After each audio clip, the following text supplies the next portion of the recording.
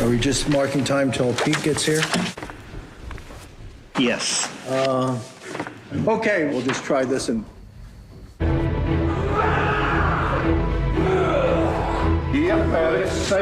Peter's schedule is a complex tap dance of his time.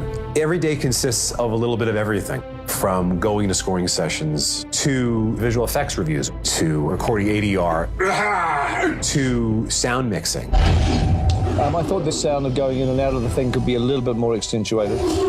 Having a score right there in New Zealand, it was beneficial for all. Peter's time could be used wisely. Yeah, I bet. He's all over the place. You know, he almost needs one of those segways to cruise around.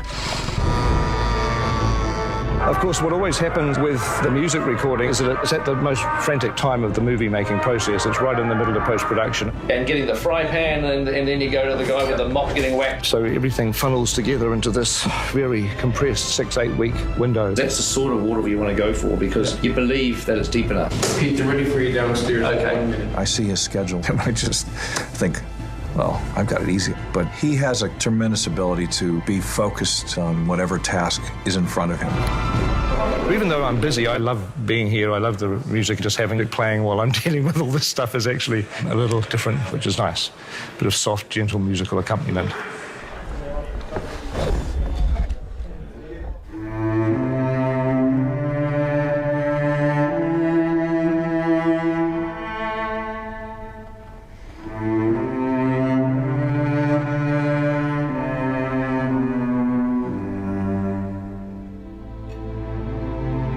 Music is such a heartbeat, a sort of a pulse of the movie.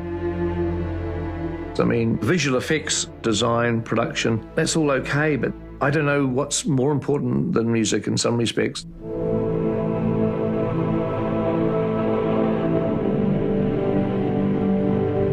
The Dwarven themes had to have a nobility, they had to have a sadness, they had to have a sense of a faded sort of empire. It kind of takes back to what I had thought about and what I had created in Lord of the Rings for the Dwarf Kingdom.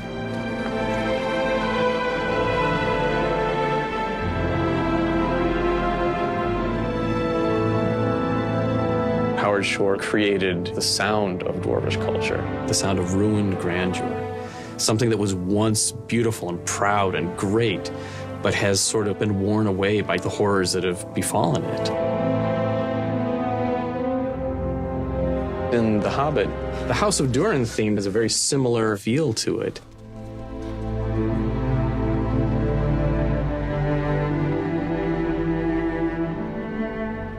It's interesting how, with the different dwarf themes, House of Durin has become so predominant and very important piece. And House of Durin kind of takes back to the history of the dwarves and their lineage. And Thorin's theme grew out of the House of Durin.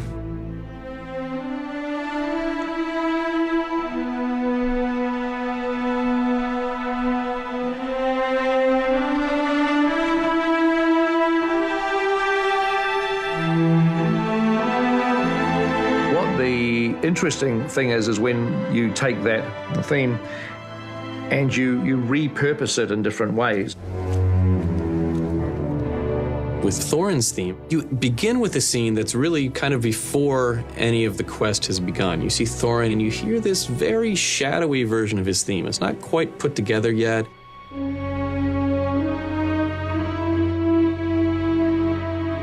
The goals of that character are a little bit lost. So you see him go from discovering his quest to realizing his quest, and the music follows it.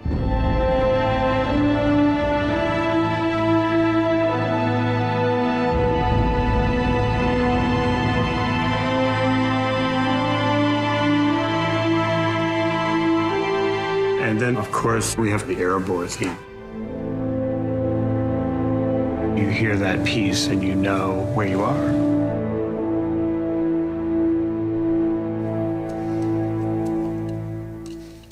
And Erebor is where we get, of course, to meet a rather large dragon.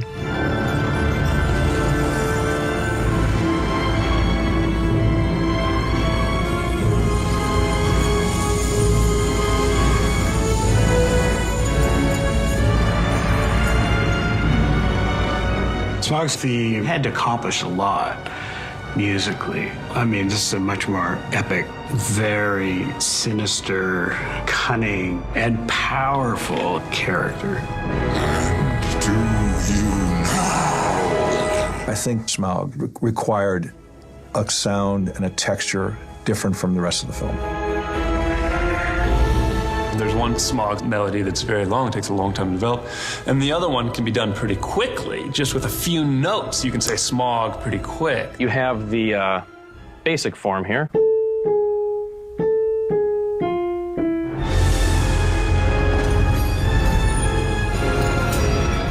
The ascending version is a little bit longer, but built on the same pitches.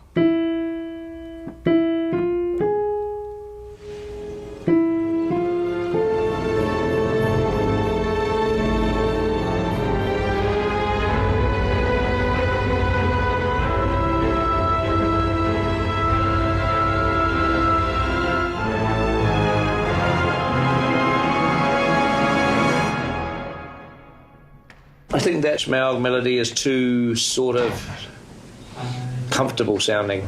Is there a way that we can just make it nastier? You just want creepier? Yeah, I mean, it's basically the melody part. It's just a little too musical and too nice. We wanted something that would play this sort of paranoid, psychotic feel. And so rather than sort of bend the theme in a way, I thought, well, you know, what we should do is probably just do something that you never hear, that's very hard actually for them to do, which is various people doing their own interpretation and intonation. Just all over the place. And ugly. Lots of pressure. Easy. Right near the bridge. Pretend you're taking an audition where you don't want the job.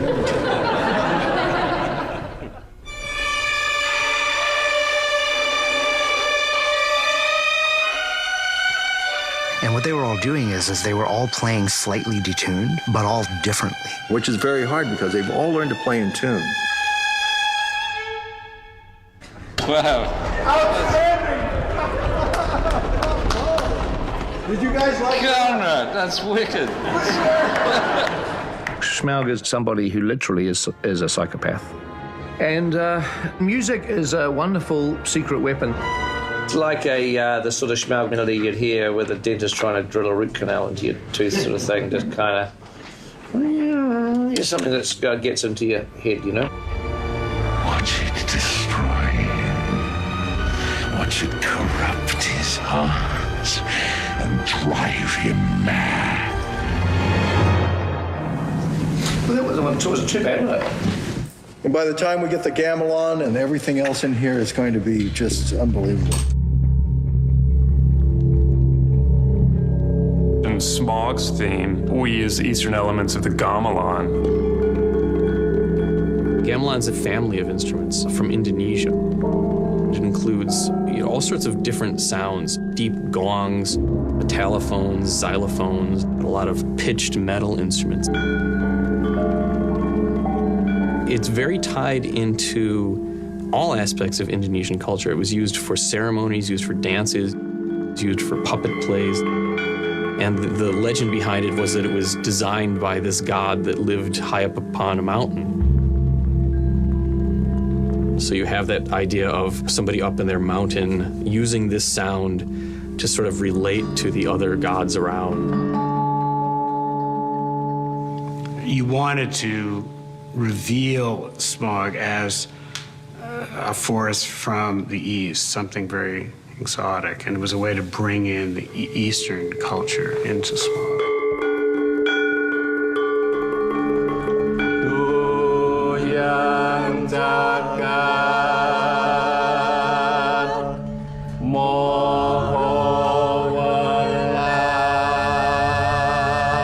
There's a gamelan orchestra at the university, and I was charged with the task of going up to investigate, record some ideas, incorporate those colours and those textures with the conventional Western score.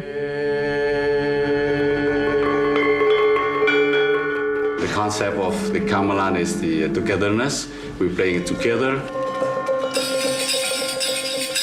We did a lot of things that could be used in film composition to make layers of texture and some things for the composer to use. I mean, it's just an exotic sound.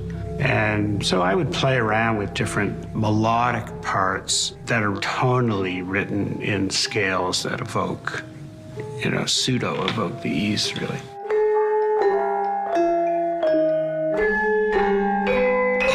And most of it is for the scene where Bilbo's going into the cave with all the coins and the gold and sneaking around.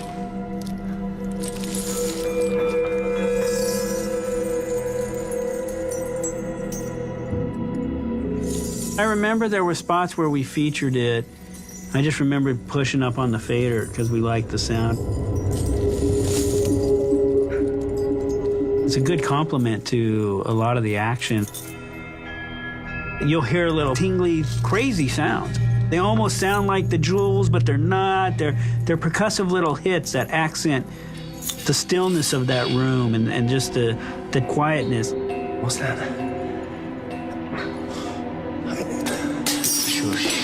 And all that blended together with the orchestra gets a really, really interesting colour.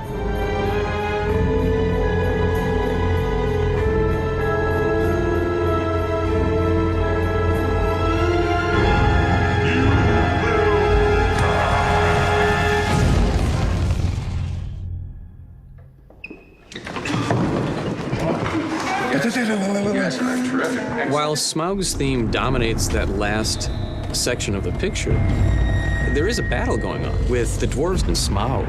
But if you look at it from a purely musical aspect, there's a battle of themes. Hello from New York. James and Howard here.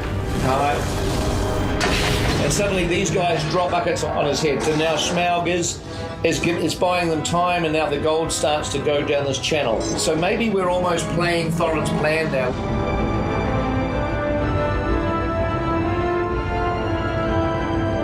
And it lifts, and now Smaug's coming at him.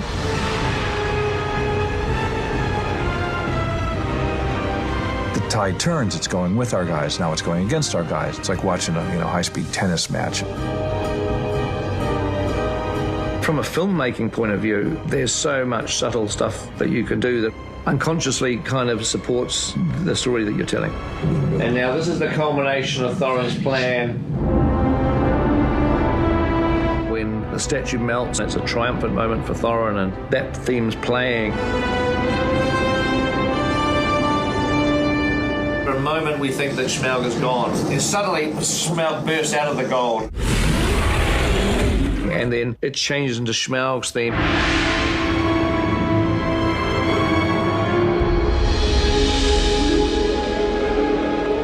The Smaug music dominates right to the very end, and you're left with a sense of it seems like Smaug's victorious.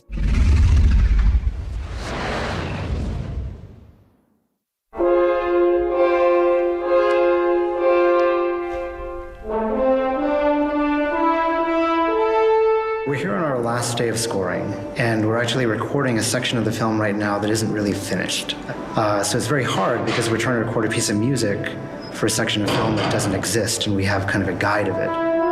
There will be visual effects shots that are finished at the very last minute. And so if you don't have a CGI dragon fighting in the forges, because you literally just haven't done that yet, you don't know how long it's going to be. You don't know whether you're talking about a 3-second shot, 5-second shot.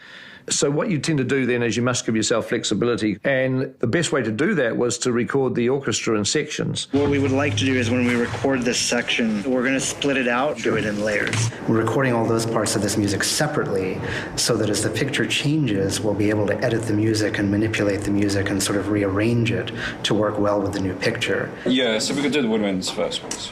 Woodwinds, you're up.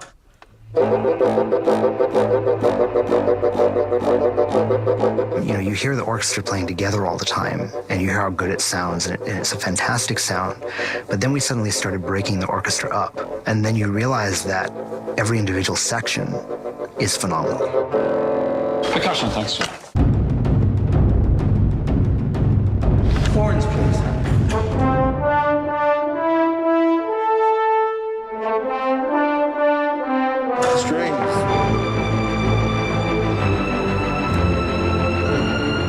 George's was also obviously a climax, so you've got the full orchestra playing, and you've got, it's got to be very, very exciting. And you put all that together, and it sounds exactly like what Howard wrote.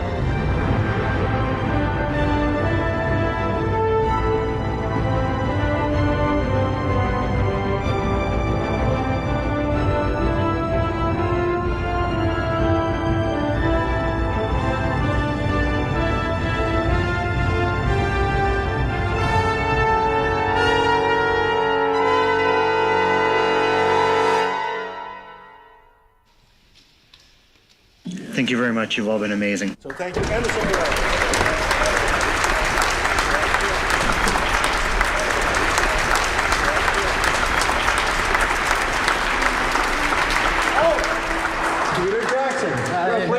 Thank you.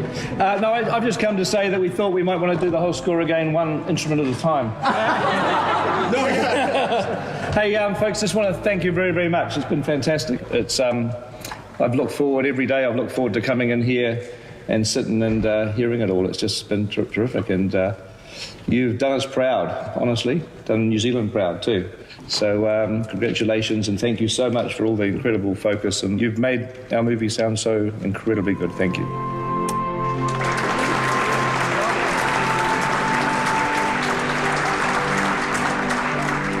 There's got to be great pride from the orchestra to know that they played this score. They brought their own personalities. It's got a distinctive sound. I must say, I'm proud. If you think of film score as being, in a way, the emotional heart, because you can close your eyes, but you can never close your ears, even in the movies. Well, film is a very collaborative medium. It's really a team, a group. There's a lot of great artists who work on a film.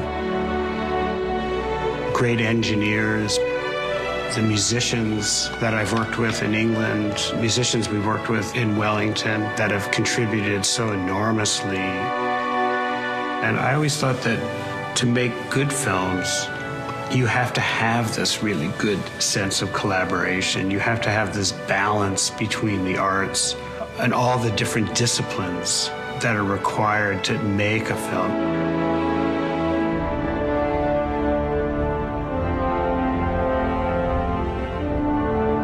Well, of course, everybody wants to know, how does it end? All I can tell you is we've started working earnestly on the third film. And the third part is interesting because it's really the third of 6.